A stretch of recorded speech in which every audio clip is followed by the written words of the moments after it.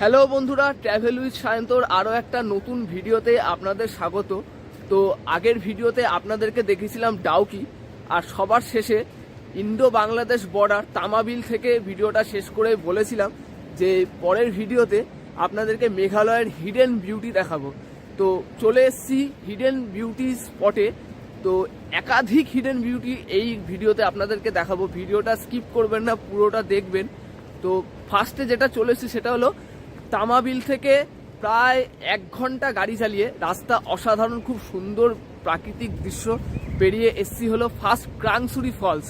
নাম সবাই হয়তো শুনেছেন, না শুনলেও কম বেশি অনেকেই জানেন। দারুণ একটা ফলস। আর এই ফলসে ওপরে যখন নামছি তখন এতটা জল দেখতে পেয়েছি ওপর থেকে, মানে আমি অবাক হয়ে গেছি যে এপ্রিল মাসে এরকম জল কি করে সম্ভব। কারণ অনেকের ভিডিওতে আমিও দেখেছি যে বর্ষাকালে যারা আসেনি অল্প জল দেখেছে এরকম। তো আমি যে ভিউটা পেলাম ওপর থেকে, মানে পুরো ভরা জল। আর আপনাদেরকে ক্রাংসুরি ফলসের ভিউটা এবার দেখাই, দেখুন। তো জাস্ট ভিউটা দেখুন এবার, কি অসাধারণ লাগছে। যে এপ্রিল মাসে এরকম জল ক্রাংসুরি ফলসে আমি এক্সপেক্ট করিনি।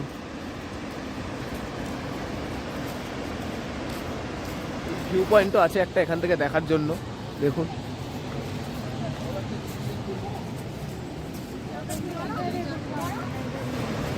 পুরো বর্ষার সময় যেরকম ঘোলাটে জল হয় আর যেরকম ফোর্সে জল পড়ে ওরকম দৃশ্য।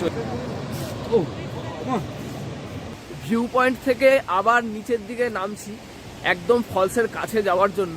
তো ফলসের কাছে যেতে গেলে পার্কিং থেকে প্রায় 20 মিনিট মতন এখানে হাঁটা আছে শুনলাম ওপর থেকে। তো আপনাদের জানি যে আপনাদেরকে যে বলেছিলাম মেঘালয় ট্যুরিজমের যে বাস আছে, বাসে করে আপনারা সস্তায় ঘুরতে পারেন। তো বাসে করে যদি ঘোরেন তাহলে এই ক্রাংসুরি ফলস কিন্তু মেঘালয় ট্যুরিজমের বাস কিন্তু নিয়ে আসে না। এইখানে আসতে গেলে কিন্তু আপনাকে প্রাইভেট গাড়ি ভাড়া করে আসতে হবে, অথবা এরকম স্কুটি বা বাইক রেন্ট নিয়ে আসতে পারেন। আমি যখন ডাউকি থেকে আসছিলাম তো রাস্তায় এই পাশে পুরো রাস্তা ভেজা ছিল, বৃষ্টি হয়েছে বোঝাই যাচ্ছিল, বেশ ঠান্ডা ঠান্ডাও লাগছিল। আর এখানেও ভালোই বৃষ্টি হয়েছে বোঝা যাচ্ছে, কারণ এই যে পাথুরের রাস্তা, যেখানে রাস্তা দিয়ে নামছি, রাস্তা পুরো ভেজা আর পুরো শ্যাওলা পড়া, বৃষ্টির জল পড়ে আরও স্লিপ করছে পা।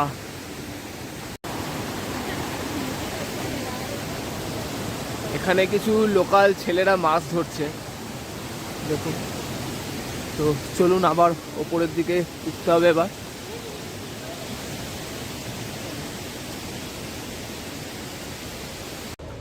তো অনেকটা হেঁটে আসার পরে এইখানে ক্রাংসুরি ফলসে এন্ট্রি ফি আছে। তো এন্ট্রি ফি হলো পার হেড 50 টাকা করে, আর বাচ্চাদের জন্য 30 টাকা। আর এইখানে আরেকটা জিনিস, সেটা হলো বোটিংও করা যায় যদি জল কম থাকে। তো এখন জলের ফোর্স জল এত বেশি আছে বলে এখন এই মুহূর্তে বোটিং বন্ধ আছে। তো চলে এসেছি একদম ফলসের সামনে, আপনাদেরকে জাস্ট দেখাই ফলসের গর্জন দেখুন খালি।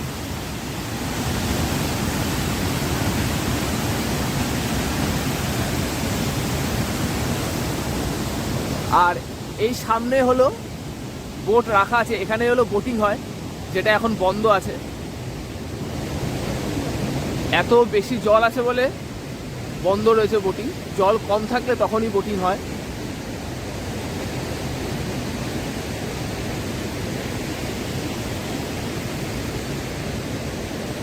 জাস্ট অসাধারণ একটা ফলস, ওফ।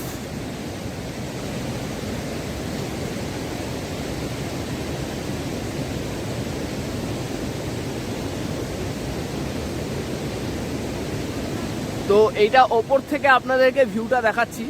এরপরে এর নিচে একটা ভিউ পয়েন্ট আছে ফলসের, সেইখান থেকেও আবার আপনাদেরকে এই ক্রাংসুরি ফলস আবার দেখাবো।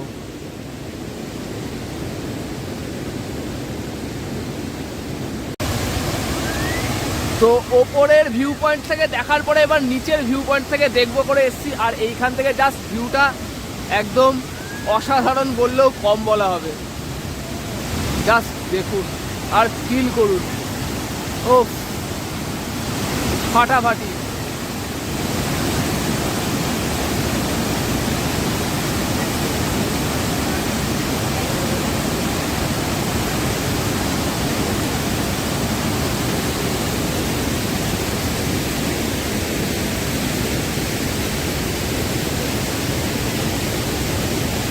ক্রাংসুরি ফলস দেখা শেষ, আর আবার আমরা পার্কিং লটে ফিরে এসেছি।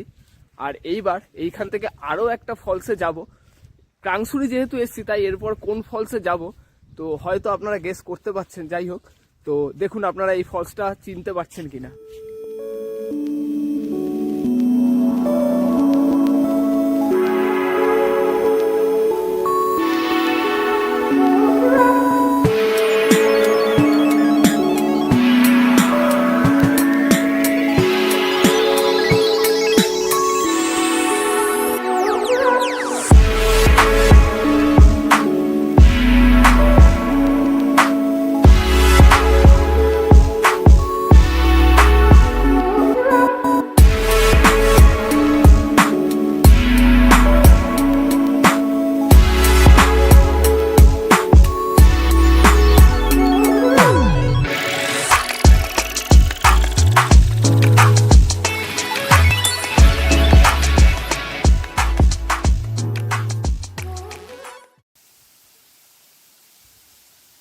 এখন স্ক্রিনে যেই ওয়াটারফলসটা দেখছেন সেটা হলো ফিফি ফলস।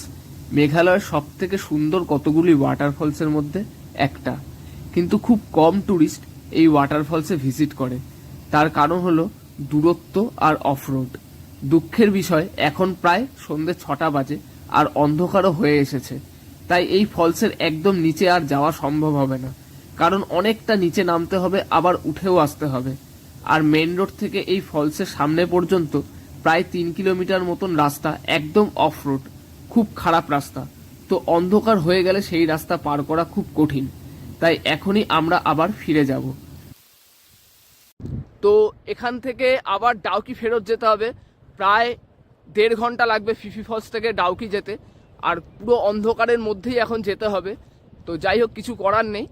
তো আপনাদের জানিয়ে দিই, ডাউকিতে যে বোটিং পয়েন্টে ব্যাগ রেখেছিলাম, আসার আগে বোটিং পয়েন্ট থেকে আবার ব্যাগ নিয়ে যেখানে লাঞ্চ করেছি সেইখানে ব্যাগটা রেখে দিয়েছিলাম, কারণ আমি গেস করেছিলাম যে ফিরতে ফিরতে 6টার অনেক বেশি বেজে যেতে পারে। তো যাই হোক, তবুও ব্যাগটা আমার সেফ আছে, এটাই রক্ষে। তো এখান থেকে আবার ফেরত যাব ডাউকির জন্য। দেখতে থাকুন আর সঙ্গে থাকুন ট্রাভেল উইথ সায়ন্তন। রাত 8টা, আর ফিফি ফলস থেকে রওনা হয়েছিলাম প্রায় 6টার একটু পরেই। তো এখানে আসলাম 7:45টার দিকে ডাউকিতে। তো ডাউকিতে যেখানে লাঞ্চ করেছিলাম ব্যাগ সেখানে রেখে এসেছিলাম। তো সেইখান থেকে ব্যাগ নিয়ে আরেকটা জায়গায় এখন হোটেল নিলাম, জাস্ট একটুখানি। তো এখানে পার নাইট 1100 করে হিসাবে হোটেল নিলাম। তো কালকে সকালে আবার ছেড়েও দেবো, দিয়ে এখান থেকে আবার পরের ডেস্টিনেশনে আমরা চলে যাব। তো এইখানে যে হোটেলটা নিলাম ডাউকিতে, হোটেল রুমটা খুবই সুন্দর, আপনাদের দেখাই দেখুন। তো এই হলো আমাদের হোটেলের রুম, মানে ট্রিপল বেডরুম বলতে গেলে। এই একটা বিছানা আর এখানে ডবল বেড। সিলিং ফ্যান নেই, টেবিল ফ্যান দিয়েছে, মানে স্ট্যান্ড ফ্যান দিয়েছে। টেবিল আছে, আর এখানে সুন্দর একটা ড্রেসিং টেবিল রয়েছে। বেশ বড় ঘর, খুব সুন্দর। ডাস্টবিনও রয়েছে, আর বাথরুমটাও বেশ ভালো, দেখুন।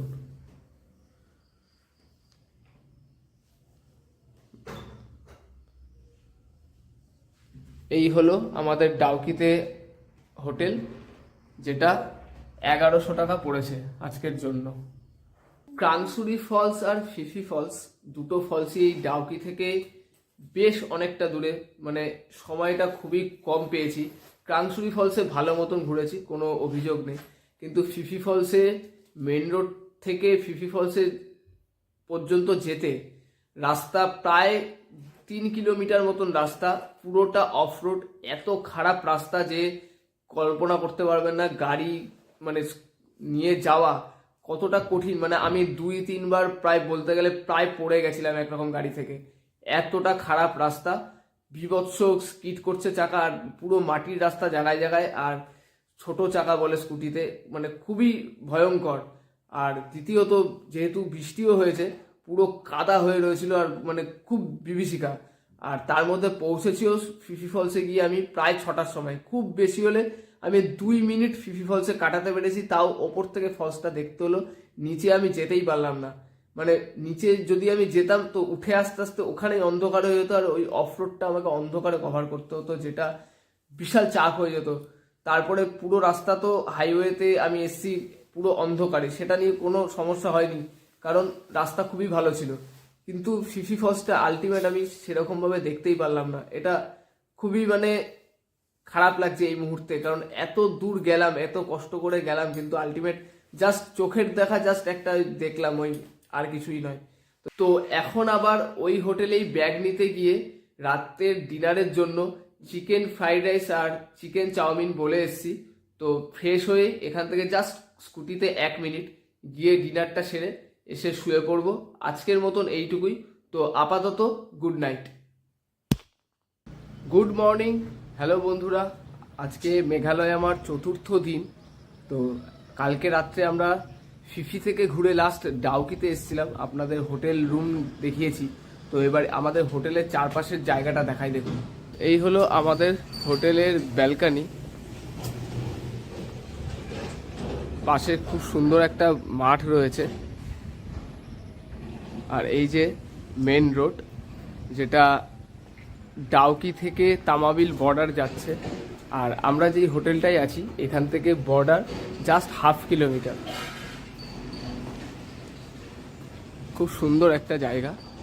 আর আমাদের হোটেলের ঠিক সামনে থেকেই এই যে ওপরে একটা রাস্তা দেখছেন, এই রাস্তাটাই চলে যাচ্ছে ক্রাংসুরি ফলস, ফিফি ফলসের দিকে, এই মোড়টা, আর সোজা চলে যাচ্ছে বর্ডার 1/2 কিলোমিটার।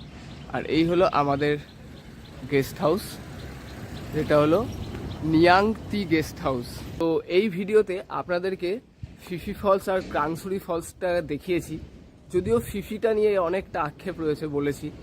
তো যাই হোক, ভিডিওটা ভালো লাগলে লাইক করবেন আর শেয়ার করবেন, আর চ্যানেলকে এখনও সাবস্ক্রাইব না করে থাকলে চ্যানেলকে সাবস্ক্রাইব করবেন। আর মেঘালয় সিরিজ এখনও পর্যন্ত কেমন লাগছে সেটা কমেন্ট করে জানাবেন। আর আগামীতে মেঘালয়ের আরও অনেকগুলো ভিডিও আসতে চলেছে এই সিরিজে, তো একটা ভিডিও মিস করবেন না, কারণ আরও এক্সাইটিং জায়গা এর পরের ভিডিওগুলোতে আসতে চলেছে। তো চলুন, আজকে এইবার কোথায় যাব সেটা পরবর্তী ভিডিওতে আপনাদেরকে দেখাচ্ছি। টাটা।